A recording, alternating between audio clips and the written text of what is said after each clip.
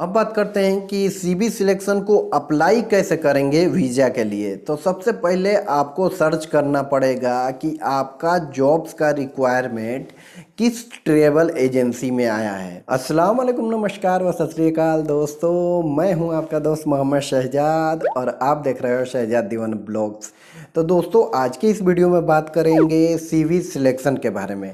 अगर आपको visa apply करना है Saudi, Dubai, Oman, Bahrain, Qatar या किसी भी कंट्री में, तो सीवी सिलेक्शन के ज़रिए आप कैसे वीज़ा अप्लाई कर सकते हैं और सीवी सिलेक्शन है क्या, इसमें कौन कौन सी डॉक्यूमेंट्स की नीड होती है, ऑफ़र लेटर कब आता है, मेडिकल कब होता है, और कोई डॉक्यूमेंट्स में अगर आपका सरनेम गलत हो गया है तो क्या आपको वीज़ा मिलेगा कि नहीं मिलेगा, या एड्रेस गलत हो गया है तो क्या आपको वीज़ा मिलेगा कि नहीं मिलेगा। तो ये टोटल चीज़ एक ही वीडियो में मैं बताऊंगा, इसलिए कि बहुत लोग कमेंट्स किए थे, मैं रिप्लाई करके थक गया हूं। तो एक ही वीडियो में मैं आपको ए से लेकर के जेड तक बता दूंगा कि ये सीवी सिलेक्शन कैसे होता है। तो चलते हैं मेन टॉपिक की ओर। तो मेन टॉपिक की ओर जाने से पहले मैं आप लोगों से रिक्वेस्ट करूंगा कि जितने भी मेरे पुराने व्यूअर है वो इस वीडियो को अभी लाइक कर दे, और जो नए व्यूअर है मेरे चैनल से जुड़ना चाहते हैं तो ये जो रेड कलर का बटन दिया हुआ है इसको दबा करके सब्सक्राइब कर ले, और साथ ही साथ बेल आइकन भी दबा देना ताकि जो भी वीडियो अपलोड करूँ नोटिफिकेशन के जरिए आपको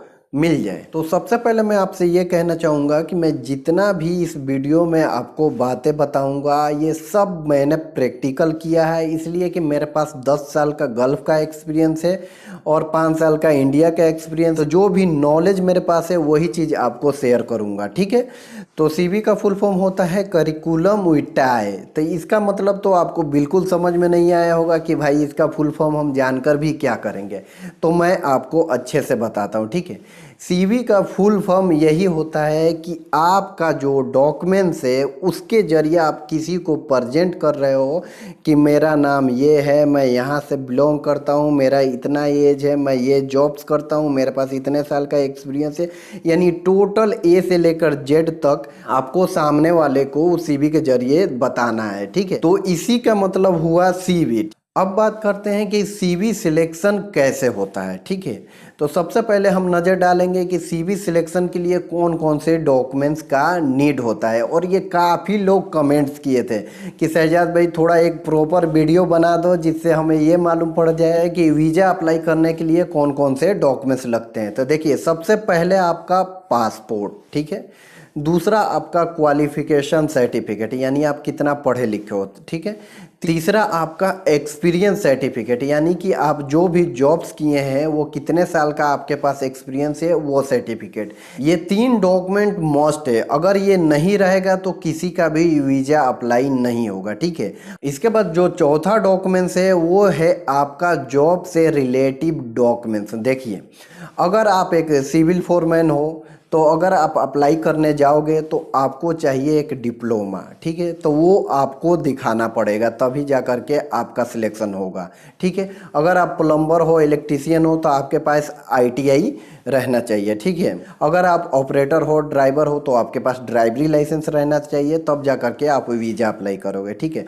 अब बात करते हैं कि कितने लोगों के पास ना एक्सपीरियंस रहता है लेकिन डॉक्यूमेंट्स ये नहीं रहता। जैसे प्लम्बर है, उनके पास आईटीआई वगैरह नहीं है, तो वो कैसे वीज़ा अप्लाई करेंगे। तो देखिए, आईटीआई इलेक्ट्रीशियन या प्लम्बर वाले और नॉर्मल प्लम्बर जो होते हैं जिनके पास सिर्फ एक्सपीरियंस रहता है, तो उनमें क्या फ़र्क है। तो अगर मान के चलिए कि कहीं पर आपने वैकेंसी देखा, वहाँ पर गए हो इंटरव्यू के लिए, तो जो नॉर्मल प्लम्बर है जिनके पास सिर्फ एक्सपीरियंस सर्टिफिकेट है तो उनको सिलेक्ट नहीं करेंगे। सबसे पहले सिलेक्ट करेंगे किनको, जिनके पास आईटीआई है, उनको सिलेक्ट करेंगे। उसके बाद अगर सीट बचेगा तब ये नॉर्मल प्लम्बर हो गए, इलेक्ट्रीशियन हो गए, तब उनका सिलेक्शन होगा, ठीक है।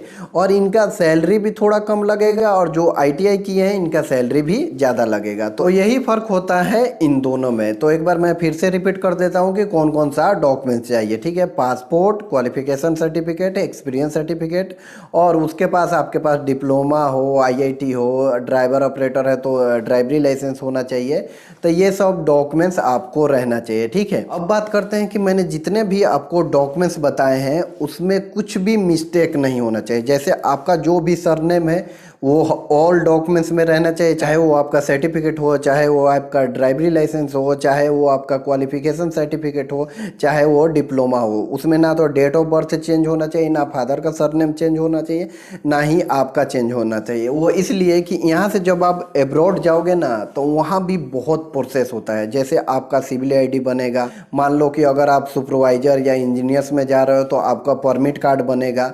तो ये सब में आगे चलकर आपका प्रॉब्लम हो जाएगा। तो आप लोग अपना डॉक्यूमेंट्स चेक कर लेना, अगर इसमें कुछ मिस्टेक है तो सबसे पहले उसको सही करवाना, उसके बाद ही वीज़ा अप्लाई के लिए प्रोसेस करना। नहीं तो यार आगे बढ़ जाओगे और फिर पीछे आना पड़ेगा। ये मैं बातें आपको इसलिए बता रहा हूँ कि 10 साल का एक्सपीरियंस है मेरे पास और बहुत लोग ऐसे फेस किए हैं प्रॉब्लम, इसलिए मैं आपको बता रहा हूँ। ठीक है, तो डॉक्यूमेंट्स वाली हर बात क्लियर हो गया। अब चलते हैं कि सीवी सिलेक्शन से वीज़ा अप्लाई कैसे करेंगे। तो वीज़ा अप्लाई करने के लिए आपको सबसे पहले सर्च करना है आपके जॉब्स का रिक्वायरमेंट किस ट्रैवल एजेंसी में आया है। तो आप चाहें तो जो अच्छी ट्रैवल एजेंसी है उनको फॉलो करके रखो, वो अगर रिक्वायरमेंट पोस्ट करते हैं तो आपको मालूम पड़ जाएगा। नहीं तो आप मेरा टेलीग्राम ज्वाइन कर लो, इसलिए कि मैं इस फील्ड में हूँ तो हर जगह से जो रिक्वायरमेंट मुझे अच्छा लगता है जेन्युइन ट्रैवल एजेंसी का, वो उठा करके मैं अपने टेलीग्राम पर डाल देता हूँ। और वहाँ से आपको देखना है कि आपका जॉब्स किस ट्रैवल एजेंसी में है। ठीक है, और वहाँ पर एक मेल एड्रेस दिया रहता है, तो उस पर आपका जो सीवी है उसको भेज देना है।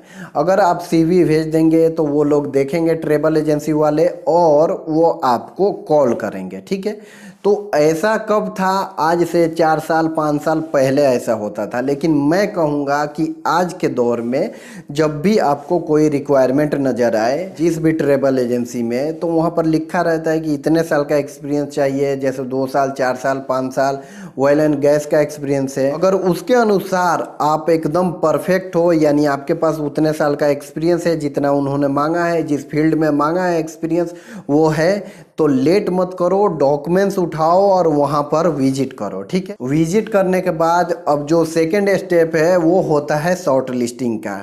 शॉर्ट लिस्टिंग का मतलब होता है कि आपका वो डॉक्यूमेंट्स लेंगे और डॉक्यूमेंट्स लेकर के सबसे पहले तो वो वेरीफाई करेंगे, अच्छे तरीके से देखेंगे। अगर आप उस जॉब्स के अनुसार परफेक्ट हो तो वो आपका डॉक्यूमेंट्स ले करके वो रख लेंगे, सीधा भेजेंगे वहाँ के क्लाइंट के पास जिस कंपनी का रिक्वायरमेंट आया था। जब वो ट्रैवल एजेंसी वाले आपका डॉक्यूमेंट्स उस कंपनी में भेज देंगे तो आपसे 1 हफ्ते का टाइम लेंगे। वो 1 हफ्ते का टाइम इसलिए लेंगे कि आपका जूम इंटरव्यू होगा या स्काइप पे इंटरव्यू होगा। ठीक है, तो सीवी सिलेक्शन में जूम इंटरव्यू और स्काइप पे इंटरव्यू किन किन लोगों का होता है? देखिए, आज से 4-5 साल पहले ये सब जूम और स्काइप पे वाला झंझट नहीं था, लेकिन आज के इस दौर में 90% जूम इंटरव्यू और स्काइप पे इंटरव्यू इसलिए हो रहा है कि जो क्लाइंट है ना वो आना नहीं चाह रहे हैं, यानी वहीं से बैठ करके वो सिलेक्ट कर ले रहे हैं। ठीक है, इसलिए कि उनके पास अच्छा खासा अनुभव रहता है। वो आपसे कोई भी क्वेश्चन करेंगे, अगर आप आंसर दोगे ना तो वो समझ जाते हैं कि ये बंदा काम किया है कि नहीं। 1 से 2 क्वेश्चन पूछेंगे, उतना ही में वो आपको परख लेंगे कि ये काम किया है कि नहीं। ठीक है, तो देखिए किन किन लोगों का ज़्यादातर स्काइप पे और जूम इंटरव्यू होता है। फ्रेशर का तो 90% है कि होगा, एकदम गारंटी देता हूँ। और कुछ लोग जैसे रिटर्नर होते हैं जिनका 4 साल 5 साल का गल्फ का एक्सपीरियंस हो, तो उनका 50% चांस रहता है कि जूम इंटरव्यू होगा या स्काइप पे इंटरव्यू होगा, और 50% चांस ये रहता है कि बिना इंटरव्यू का भी सिलेक्ट हो जाएंगे। इसलिए कि पहला नंबर उनके पासपोर्ट पर वीज़ा रहता है, फिर से उनका जो डॉक्यूमेंट्स रहता है यानी कि विदेश का रहता है, जिसके जरिए वो लोग सिलेक्ट कर लेते हैं और डायरेक्ट ऑफर लेटर भेज देते हैं। ठीक है, तो जो लोग अगर जूम इंटरव्यू देंगे उससे 7 या 30 दिन के अंदर आपका ऑफर लेटर आ जाएगा। तो ऑफर लेटर आने के बाद आपका 7 दिन से लेकर के 10 दिन के अंदर मेडिकल हो जाएगा। तो मेडिकल कराने के बाद अगर आपका रिपोर्ट फिट आया तो 1 महीना से लेकर के 3 महीने के अंदर आपका वीज़ा आ जाएगा। किस कंट्री के लिए? तो गल्फ कंट्री के लिए। अगर आप दूसरे कंट्री के लिए अगर आप अप्लाई किए हो तो उसमें थोड़ा ज़्यादा टाइम लगेगा। अगर आपको डिटेल्स में जानना है ये सब तो मेरा वीज़ा इन्फॉर्मेशन का जो प्लेलिस्ट है वो आप चेक कर लेना। ए से लेकर जेड तक आपको वीडियो मिल जाएगा कि वीज़ा कैसे अप्लाई करते हैं, कहाँ का वीज़ा कितने दिनों में आता है, ये सब आपको वीडियो वहाँ पर मिल जाएगा। तो वीज़ा आने के बाद आपको ट्रेवल एजेंसी को पेमेंट करना है, फिर वो टिकट बुक करेंगे, उसके बाद आपका फ्लाइट हो जाएगा। तो दोस्तों इस वीडियो में मैंने जितने भी आपको बातें बताया वो मैं अपने एक्सपीरियंस के अनुसार बताया हूँ और ये एकदम 100% जेन्युइन है। आप अगर कहीं से भी वीज़ा अप्लाई करोगे तो ये प्रोसेस से गुजरना ही पड़ेगा आपको, तभी आपका वीज़ा लगेगा। तो उम्मीद करता हूँ मेरे इस वीडियो से आपको अच्छा खासा नॉलेज मिल गया होगा। तो वीडियो पसंद आया होगा तो लाइक करना, शेयर करना और सब्सक्राइब करना बिल्कुल नहीं भूलना। और हर बार की तरह कहता हूँ कि सुनो सबकी, करो अपने दिल की। मिलते हैं एक और नए वीडियो के साथ। Take care.